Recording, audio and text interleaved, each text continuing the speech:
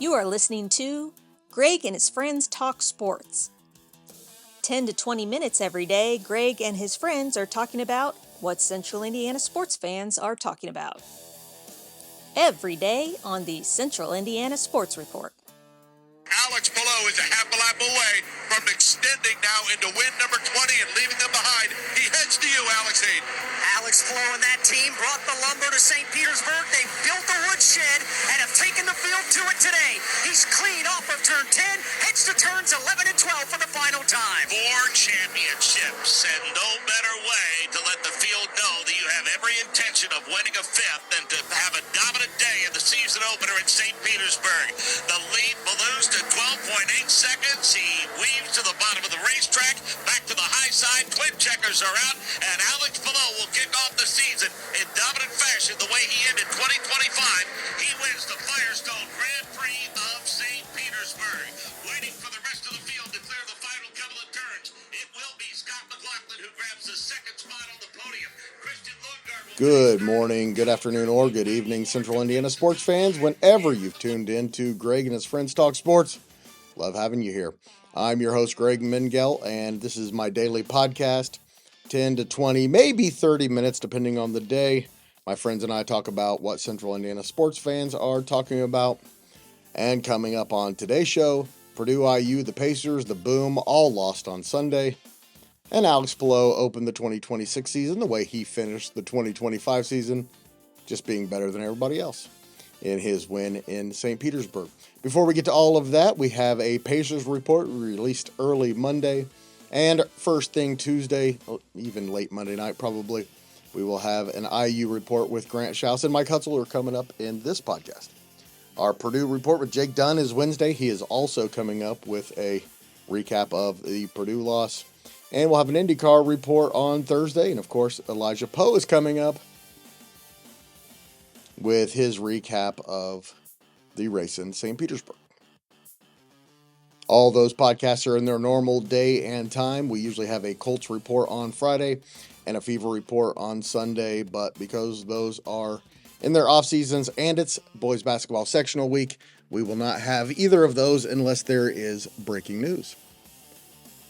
Speaking of basketball sectionals, we'll have previews of the Elwood and Eastbrook sectionals on Monday night and recaps of both sectionals following games on Tuesday, Friday, and Saturday.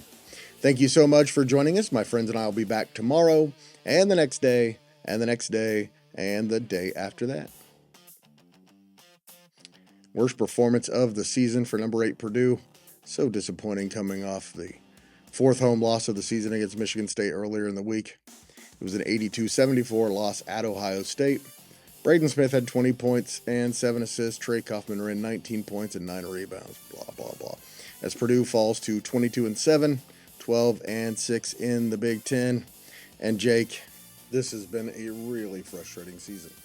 Yeah, a frustrating season.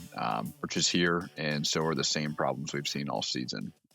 This game, Ohio State scored 1.46 points per possession, got 55% or more for most of the game, controlled the glass, and every time Purdue started to make a push, Ohio State had an answer. So Purdue just can't contain dribble penetration. It's collapsing the defense, generating dump down dunks, generating corner threes too, and just forcing rotations. And this team, for whatever reason, just can't seem to communicate. Matt Painter said in the post game, they'll do a few things right here.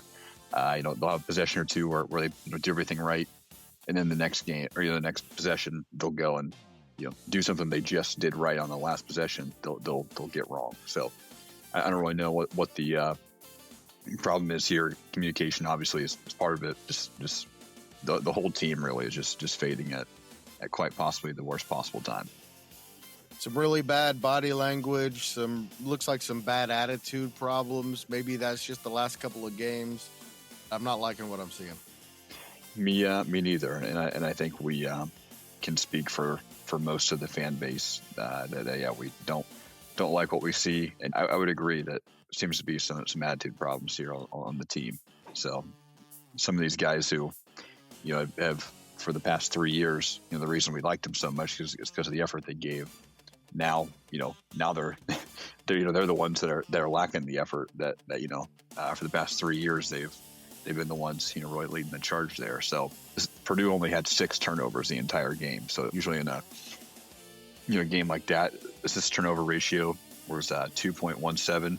So pretty good numbers, ones that you probably should win the game. But you also look at defensive rebounding percentage. That was 65.5%. The season average is closer to 74%. Purdue committed 6 more fouls than they drew. Didn't have a block shot and only 4 fast break points. So you waste offensive efficiency when you can't get stops. There is good news, Jake, and that is all of the goals that they have are still out there in front of them. It is. This team, before the season started, said that it was national championship or Final Four or bust.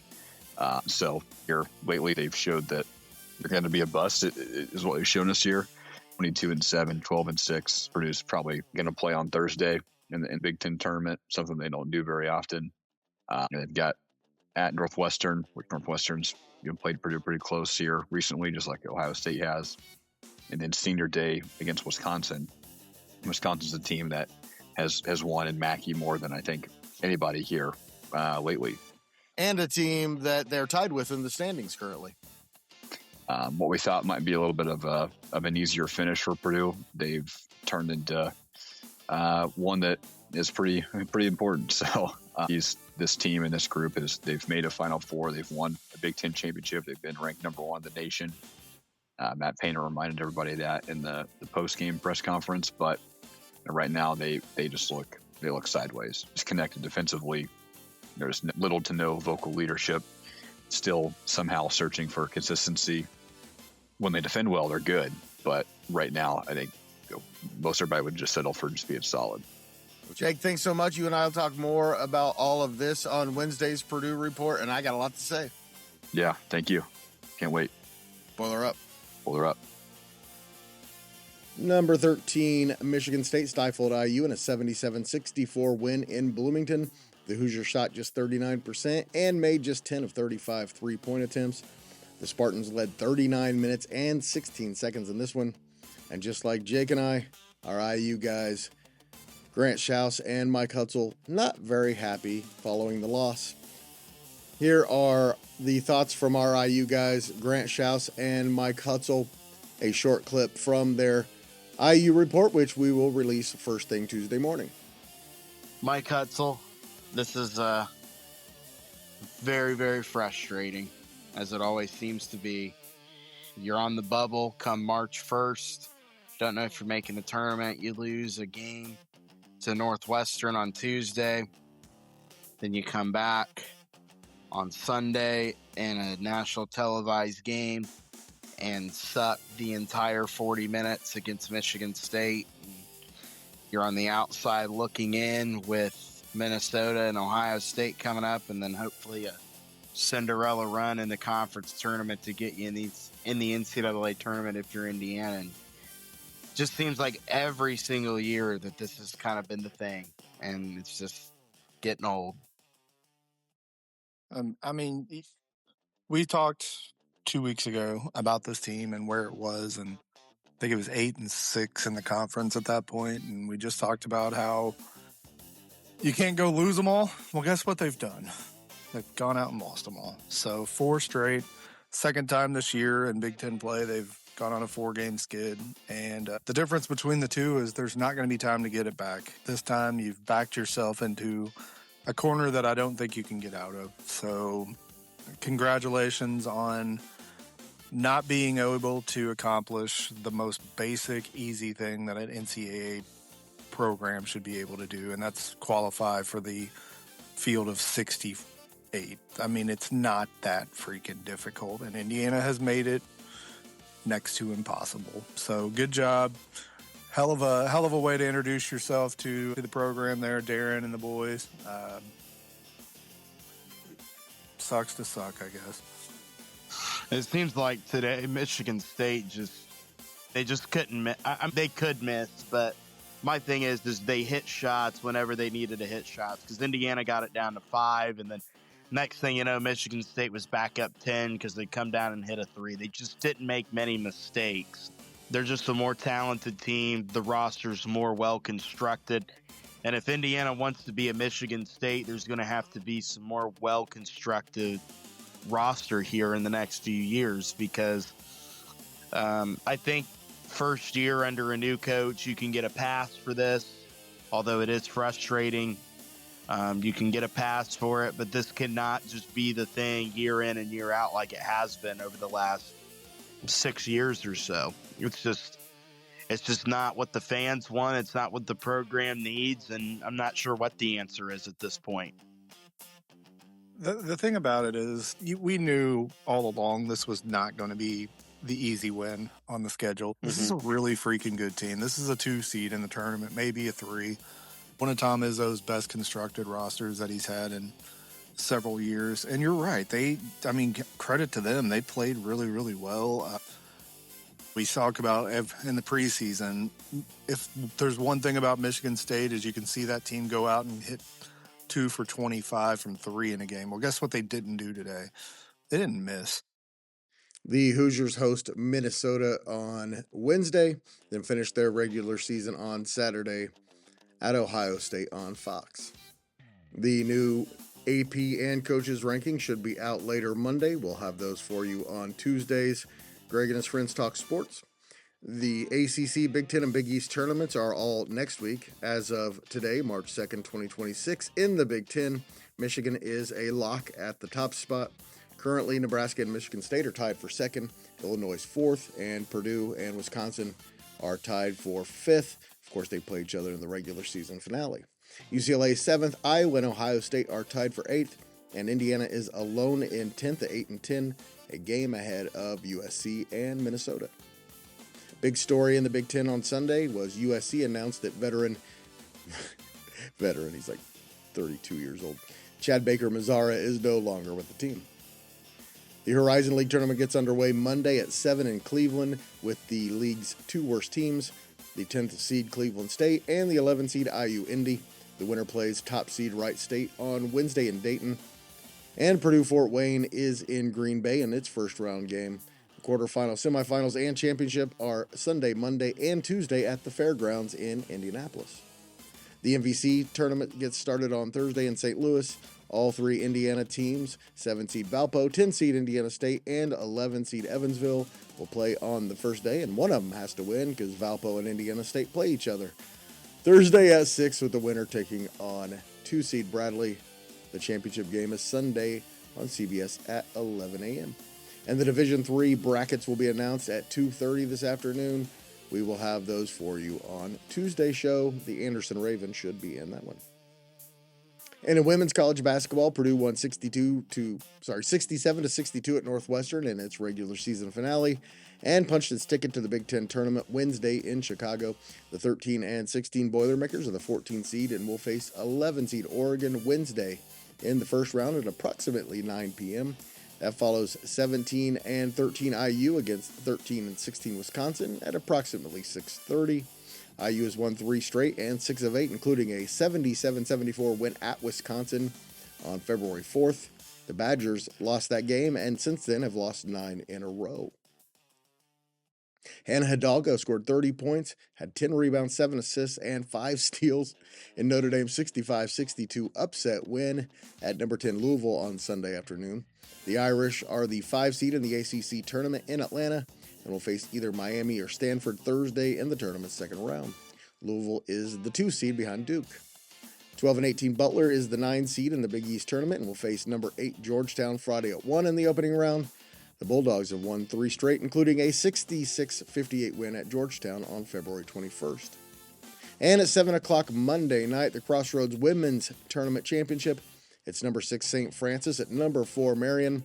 The Cougars are 27-3. The Knights are 28-2, but one of their losses came at home against St. Francis on January 10th.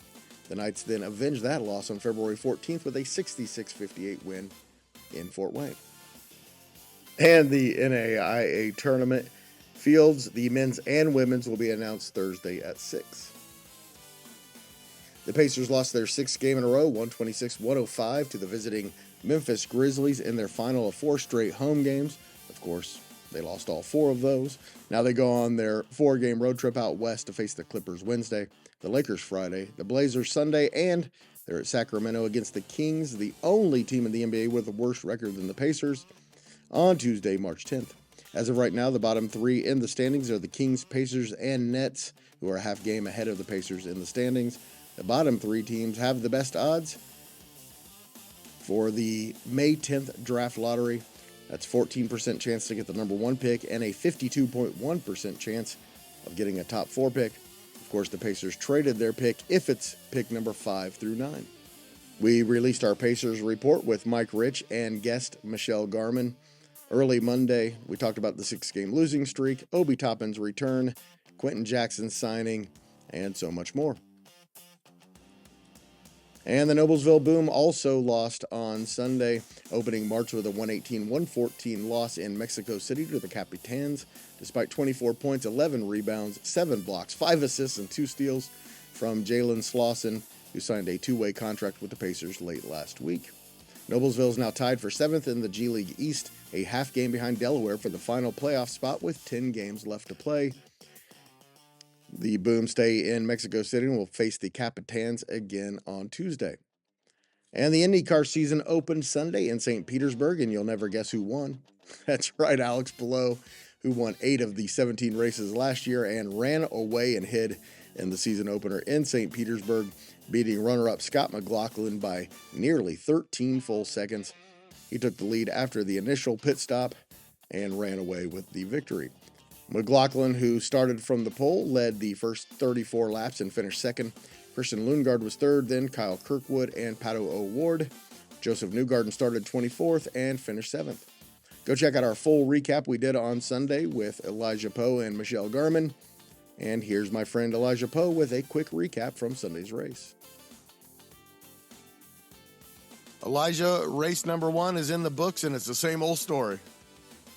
Yes, it is, Greg. Alex Palou, yet again, just takes it and runs away with it like he always does.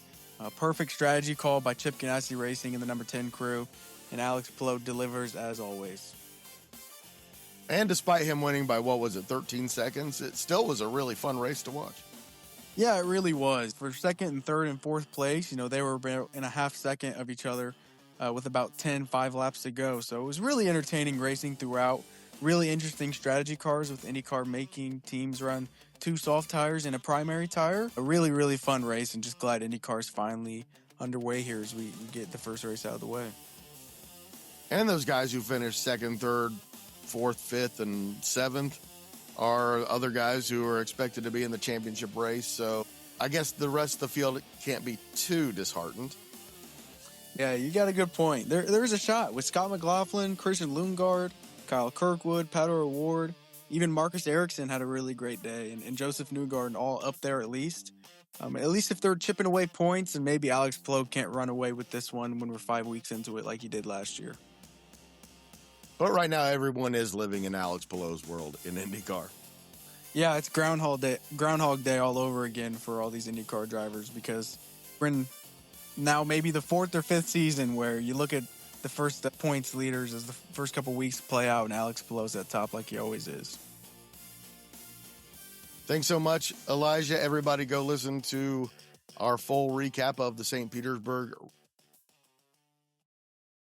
season opening St. Petersburg race with Elijah and our special guest, Michelle Garman of the Tipton Tribune and Elwood Call Leader. We broke it all down. It was a lot of fun. Thanks so much, Elijah. Thank you, Greg. And Unbeaten Fishers is the unanimous number 1 in the final IBCA single class coaches poll released Sunday evening. The Tigers have won 53 games in a row in the regular season and start their quest for their 2nd state championship in 3 years. Friday against either Hamilton Southeastern or Westfield.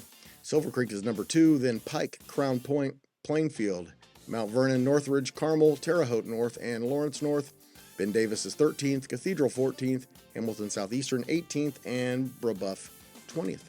We will have the USA Today media poll results for you on Tuesday's show. And on Tuesday, locally in boys basketball sectionals, Zionsville against Noblesville and Westfield against Hamilton Southeastern at Noblesville. Muncie Central against Richmond, and rivals Pendleton Heights and Anderson at Greenfield Central. Mississinawa against New Haven at Belmont. Northwestern takes on Twin Lakes at the Berry Bowl in Logansport.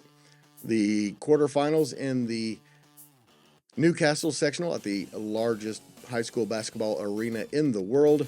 It'll be Jay County against Yorktown, then Hamilton Heights against the host Trojans. Tri-Central against Northfield at West Dell. Anderson Prep against International at Indiana Def. And in Class 2A, where most of our attention will be this week, it's Eastern against Wabash and number 2 Oak Hill against defending state champion Manchester at Manchester.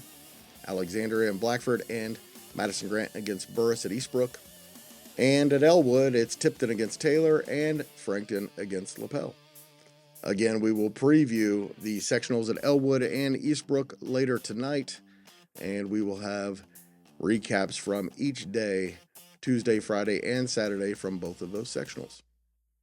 Thanks so much for joining us. My friends and I will be back tomorrow with a brand new show. Please do us a huge favor and share this podcast with a Central Indiana sports fan in your life. Help us spread the word that the Central Indiana Sports Report is talking about what Central Indiana sports fans are talking about every single day. The Central Indiana Sports Report is a product of ITG Media, and I love Susie.